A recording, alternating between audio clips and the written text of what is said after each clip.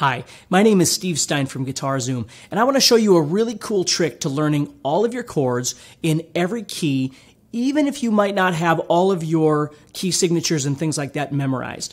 I've been using this trick for over 25 years with literally thousands of guitar students worldwide, and it works really well. And so what we're going to do is we're going to start with your knowledge of visualization, which most guitar players have. You know, you learn how to play some chords and learn how to play some scales. And even though you might not know all of the theory behind them, a lot of times what happens is once you learn how to visualize them, you can begin to learn the theory. And so what I want to show you is kind of a backwards way of learning all of the chords for two reasons. Number one, you can use it right away in your actual playing, in your jamming with bands, you know, learning songs, whatever it might be. That's the first step. And the second step is that it kind of gives you a backwards answer to your theory when you don't know it, and you can memorize it that way. Okay, so let me show you an example. Let's take the scale, the major scale that a lot of people learn how to play. We're going to learn how to, or we're just going to do this scale right here. It's called a spread fingering, and it looks like this.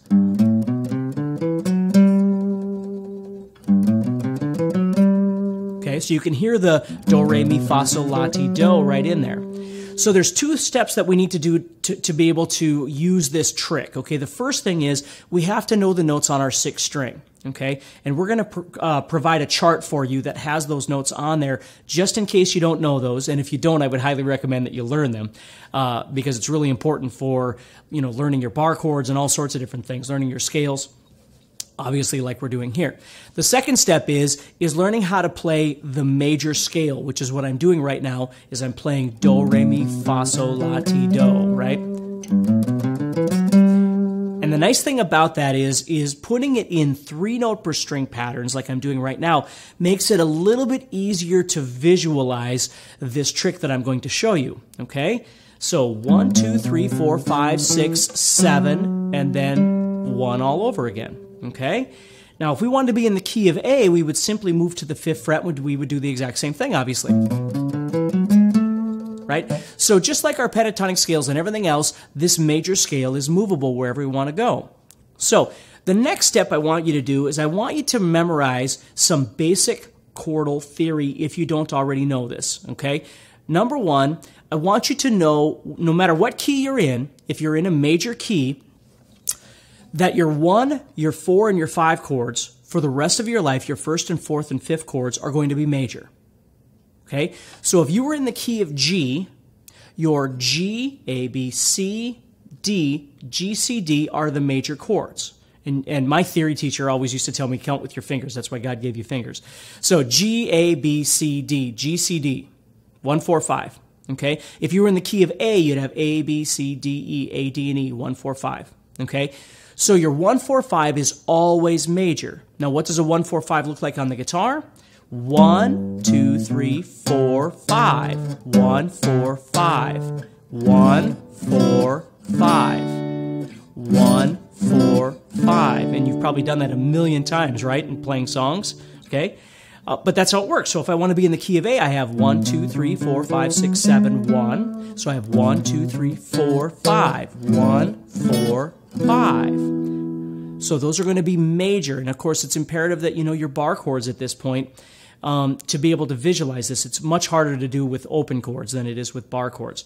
So 1, 4, 5. 1, 4, 5. And of course, the beauty of that is now, if you didn't know it before, no matter where you go on your 6th string, if you play this as a 1 chord, the 4 is underneath you, and the 5 is 2 frets higher.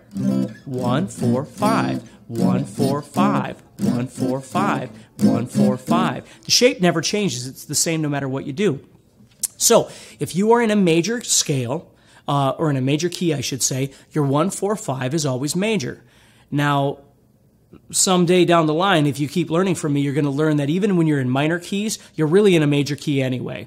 So it really simplifies the whole logic of theory. But for now, let's just stay with understanding the major scale. Okay? So 1, 4, 5, 1, 4, 5. Well, that means that the 2, the 3, and the 6 in a major scale are minor chords. The 2, the 3, and the 6 in a major key or a major scale are minor chords. So again, I look at my scale here. I've got 1, 2, 3, 4, 5, 6. So 2, 3, 6. 2, 3, 6. Those three chords are going to be minor.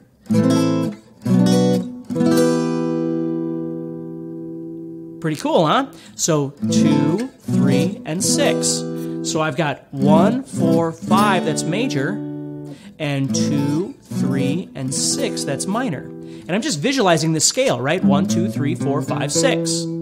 So 1 is major, 2 is minor, 3 is minor, 4 is major, 5 is major, 6 is minor.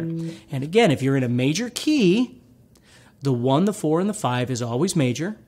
The 2, the 3, the 6 is always minor. They just are. And again, people talk about modes and all these sorts of things. Modes are nothing but a major scale or a major key that we're talking about right now, but you're starting somewhere else. You're emphasizing somewhere else, and that's not what this video is about because I don't want to confuse you. Learn this step first, and then learning the modes and all that other stuff is actually a piece of cake. It's very, very, very easy to do. When I was in college, I was completely confused by all of this stuff because I didn't take things in a step-by-step format. I was just trying to learn all these things that people were telling me, and it was just crazy. I was completely confused going, what the heck is a mode? So the point of this isn't to talk about modes because we don't have that much time. Although the concept of the modes is not far behind what you're learning right now. Okay, so let's understand what our goal is. Our goal is to take a major scale, do, re, mi, fa, sol, la, ti, do, and learn to visualize it on the fretboard and then apply all the chords that are necessary to that. And then we can move it to any key we want. So we have, I'm right now in the key of G is what I'm doing, but I can move it anywhere. So I have 1, 2, 3, 4, 5, 6. 1 is major, 2 is minor, 3 is minor, 4 is major, 5 is major, 6 is minor. So I want to be able to look down now and visualize those 6 chords. 1 is major, 2 is minor, 3 is minor, 4 is major, 5 is major, and 6 is minor. Pretty cool, huh? So now I can see this and go, okay, so I'm learning a song and it's using a 1, 5, 6, 4 or something. So I'm going 1, 5, 6, 4. Then it goes to the 2, to the 3, to the 4, to the 5, and then I'm going to play this with my band, and they go, oh, whoa, whoa, whoa, whoa, that's way too low for the singer. Okay, well, let's move it to the key of B then. I'm going to go up to the 7th fret and do the exact same thing. 1, 5, 6, 4, 2, 3, 4. See what I'm saying? I could move it to any key and do the exact same thing because I can visually see the 1, the 2, the 3, the 4, the 5, and the 6 chords laid out on my fretboard. And this was my point when you first started watching this video. Even if you didn't know your key signatures, even if you didn't know all of your scales perfectly in your mind, you could still play them, and then backwards, you could learn these. So let's say, for instance, we chose a key like the key of F sharp. Right? Maybe you don't play in the key of F sharp very often, or maybe you don't think about the theory of F sharp very often, right? The beauty is with the guitar is you just go to F sharp, which is at the 2nd fret, and you play 1, 2, 3, 4, 5, 6. There they are. 1 is major, 2 is minor, 3 is minor, 4 is major, 5 is major, 6 is minor. Okay? So I can move it in any key. So transposition becomes a breeze, right? So now I can play in all 12 of my keys. I can play the 6 chords, 1, 4, 5 being major, 2, 3, 6 being minor. Well, what about that pesky 7 chord? Well, the 7 chord in a major key is diminished. We don't use it that often, and when we do use it, we usually use it incorrectly in pop music or rock music. We just do. We don't really use it in its proper form. But if we wanted to do it, watch this. I'm going to go back to the key of G. I've got 1, 2, 3, 4, 5, 6, and I was playing 7 right here. Well, what I'm going to do is I'm going to take that 7, 1, 2, 3, 4, 5, 6, 7, and I'm going to put it on the 5th string. 1, 2, 3, 4, 5, 6, 7, so it's easier for me to visualize. So 1, 2, 3, 4, 5, 6, 7. It's a whole step higher. Okay, and then I play my diminished chord right there. So the diminished chord, if you haven't played a diminished chord before, diminished chord in the key of G, I'm going G, A, B, C, D, E, F sharp. So I'm going up to F sharp here. I'm going to play that with my first finger on the 9th fret of the 5th string. Then I'm going to put my ring finger on the 10th fret of the 4th string. Okay. Then I'm going to put my middle finger on the 9th fret of the 3rd string. And then I'm going to put my pinky on the 10th fret of the 2nd string. And there's my diminished chord right there. So you can do that same thing, obviously, in any other key by simply shifting it where you want to be. If you want to be in the key of F, 1, 2, 3, 4, 5, 6, 7. And there's your diminished chord.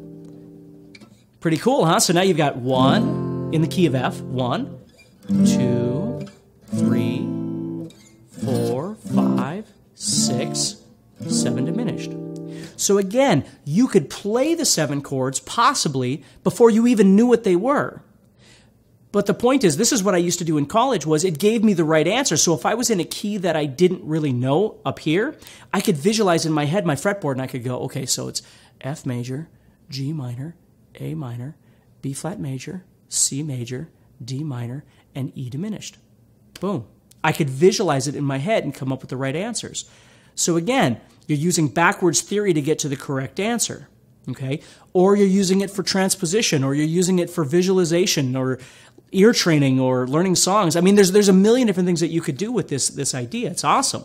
So I want you to take a look at that and practice that, see if that helps you on your way. If you have any questions at all about this stuff, make sure that you visit our Guitar Zoom community page on Facebook. It's an awesome place for people to talk. I go on there all the time and answer questions and go back and forth with other students worldwide.